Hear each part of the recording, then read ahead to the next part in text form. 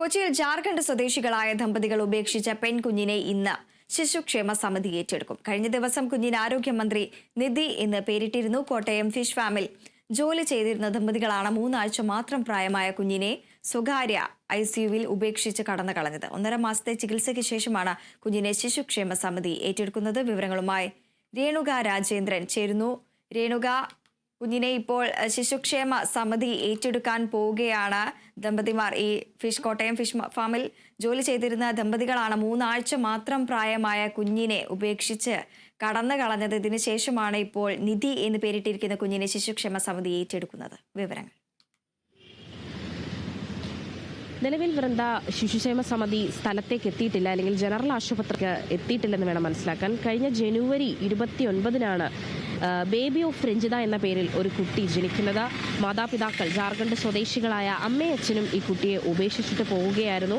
കോട്ടയത്തുള്ള ഒരു ഫിഷ് ഫാമിൽ ജോലി ചെയ്യുകയായിരുന്നു ഈ 2 ദമ്പതികളും.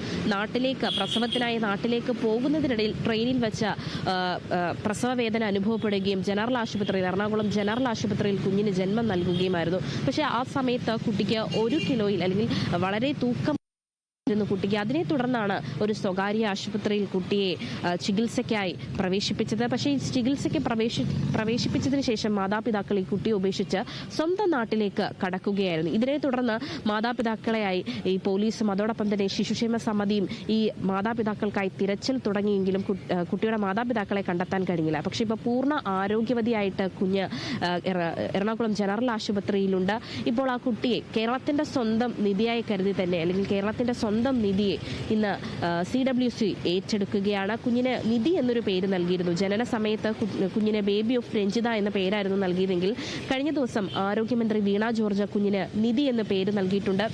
എന്തായാലും 10:30 അല്ലെങ്കിൽ 11 മണി 10:30 തന്നെ CWC ഈ നിധിയെ, കേരളത്തിന്റെ സ്വന്തം നിധിയെ ഏറ്റെടുക്കും. ഇനി കുഞ്ഞിനി ആരുമില്ല എന്നൊരു വാക്കില്ല. കേരളം കുഞ്ഞിന്റെയാണ്, അല്ലെങ്കിൽ കേരളത്തിന്റെ സ്വന്തം നിധി എന്നൊരു രീതിയിലേക്ക് മാറുകയാണ് ഈ കുട്ടി. കേരളം എല്ലാം കാത്തിരുന്ന പോലെ ഈ കുട്ടി അനാഥയല്ല ഒരിക്കലും. കേരളം ഒന്നാകെ ഈ കുട്ടിയുടെ കൂടെയുണ്ട്. CWC അടക്കമുള്ളവർ കുട്ടിയുടെ കൂടെയുണ്ട്.